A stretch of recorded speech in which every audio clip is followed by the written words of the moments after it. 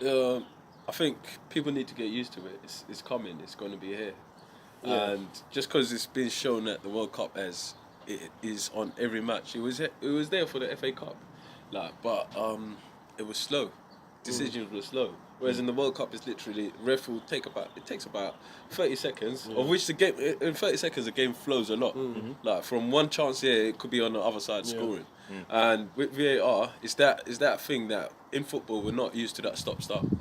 And that's why everyone's looking at it thinking, VAR, do we really need it? Yes, we do. Because it's for sure. Like the decisions have been 100%. And except for the one decision where Harry Kane didn't get his penalty. Exactly, against Tunisia. Yeah. That's down to the ref though. That's what I think the difference is. The difference so you said it was using the FA Cup final, it was using a couple of Carling Cup games as well. But I think the refs weren't fully trained on it. I think Bundesliga have been using it all season. That's what I'm saying. But people it's a thing where it's caused a lot of controversy in Germany and people don't like it there. From what I've seen anyway. But I think in the World Cup, the refs have been very prompt with it. So it's like they take a lot of the ownership themselves. Yeah. So it's like we don't need to go to VAR for that. We don't need to go to VAR for that. But for the major incidences, they might get a call like, listen, you need to look at this. So then they look at it and it's a thing. Do you get what I'm saying? So I think it's been fantastic. Boateng's red card yesterday was the perfect demonstration of it. It's like, look, you can't hide on this pitch. Like we're playing at this is a top level of football. Like so, I think at this level of football, you need VAR. Do you get what I'm saying? Because you need the decisions to be on point. Imagine World Cup final, and it has to be used. Yeah, do you get what I'm saying? But then let me ask you, World Cup final. I don't know if you watched the Iran match where, I mean, half of the stadium seemed like they were willing Iran on to score. They did score, but then VAR ruled it out. The way it ruled it out was a bit, that's why I was on social media a lot because the Iran players were celebrating like they just won the World Cup But that doesn't final. mean The celebrations went on for so long. Yeah, I know, bro. And after all of that, then was the decision right? But the decision was right, though. Can you imagine the World Cup final if that happened? Yeah, that's what adds more emotion to the game. Exactly. Adds more emotion to the game. Right? VAR is not there to regulate your emotions. If you want to celebrate something that's not real, then that's your own problem. The guy was I mean, you can do that. It's so easy. Like diving. I haven't seen a player dive except for Neymar. Like Neymar. Oh, you got the Neymar one. That That's Neymar when one, yeah. VAR for me, I thought, okay, now I can do it because Neymar, it looked like in real time that he got pulled back. Yeah. And the whole stadium was celebrating, cheering. Yeah. And VAR actually had the balls, the referee had the balls to say, you know what, I've seen it and I don't think you got, there was enough contact, you got pulled hard enough.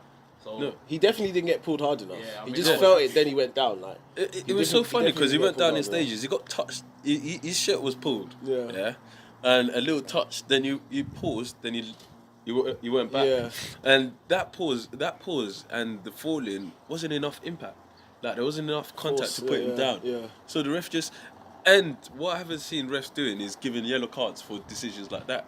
Because that should have been a yellow card. Yeah, exactly. Like, right. If that's I was if that's not a surprised pen, about that's a that. dive. Yeah, exactly. Just give him straight.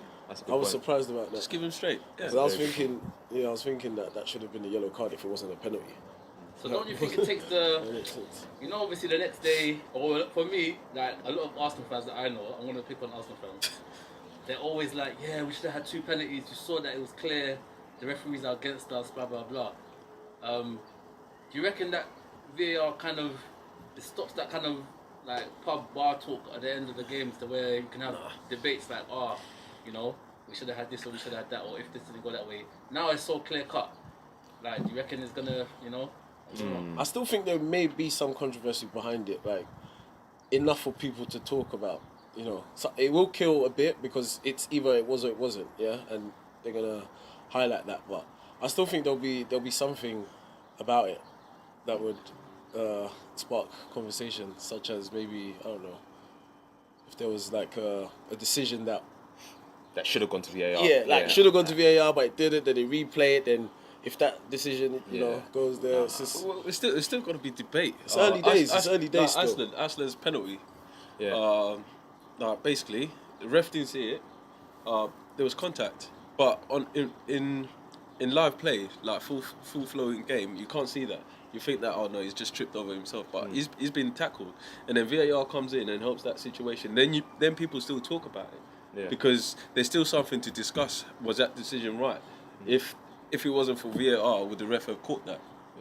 That's the good thing about it. It still brings stuff back. That's the thing. Football, it's a beautiful game. You know what I'm saying? So whether you have opinions on like a decision that should have been called or not, there's going to be other opinions that people are going to have. So I don't think it will stop the bar talk. Do you know what I'm saying? I think people are always going to have that sort of banter and conversation. That whether it's controversy about VAR, whether it's about a free kick that got scored, or whether it's about a manager's decision to play someone. Do you get what I'm saying? So. That doesn't kill the bar talk for me. I think VAR is just the evolution of football. Yeah. It's like goal line technology. Everyone says that when it came, everyone thought all these little decisions there won't be people won't be talking about it because it's not clear cut. But then you see it someone hit a ball what was it? Just this World Cup. I think it was Isco. Hit the ball straight, bang. Oh yeah, the crossbar. Yeah, against Portugal. Then on the floor. Straight on the line, and still people will talk about those things because it was Frank Lampard in South Africa over the line that could have changed the game. 100%. And it's those little decisions that every little improvement will help the game. Yeah, I agree. Alright, so VAR success, Tabs? Yeah, I think it's a success. Yep.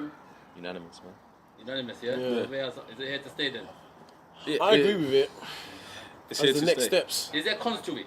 Is there cons? Like there's pros, you've said the pros now. Is there any cons that you say, you know what, this, I don't know, we shouldn't The have cons. it. Yeah. Are they going to do it for every decision? Because Harry Kane, for instance, that foul that he got, like someone committed a foul on him in the box. Why didn't he get a penalty for that? And it was replayed as well. Like it was there. That should have been a foul. Why didn't they review that and reward a penalty for that? That's where we have to know whether the ref has the ultimate decision to call for Yeah, VAR, or the guys in the studio are thinking, should we call that? Or should we just let it go? Because the ref has just let it go for too long now. So I think because it's new, they're still ironing out like the guidelines behind it. Yeah. But then if you think this technology, they don't just bring it out like, World Cup, they send these ref on courses. So they've been practicing this for probably over a year, and they know it was coming. But now it's just to implement it in front of the public and such a big event. I think Colina, the ref, shout out Colina, legend. Yeah. He, I think he's overhead. He's the manager of this referee association for the World Cup. And what he advised the linesmen and the referees is, if it was like a tap call, like an offside, don't put your flag up. Yeah. Like Leave it. Yeah, leave it. Then we can go to VAR. So I think he has made it more smooth. Because obviously, like you said in the FA Cup, it took too long at times. Yeah.